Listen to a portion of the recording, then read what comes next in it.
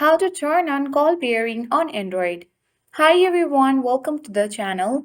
This is Rose and I'm here to guide you on how to turn on call bearing on Android. Watch the video till the end, and without any further ado, let's dive right into the video. First of all, launch your phone app on your device. Head towards three dots at top right corner of the screen. From this drop-down menu box, select Settings. Now scroll down and select Calling Accounts. Tap Career Related Settings. And now select Call Bearing. Wait until every settings are reading.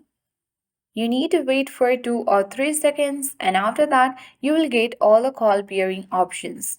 Now from this section you can simply toggle on any of the button and then turn on call bearings on Android. Or simply you can come back to your phone section and open your dialer. Then after that, on your call dialer, you need to type in *31 hash, and then you need to start a call, and you will see that the services is now enabled and you no longer can call. So that's how we successfully turned on call bearing on Android. I hope this video was helpful. Do like, share, comment, and don't forget to subscribe for more tech and tips videos. Thanks for watching and see you in the next video.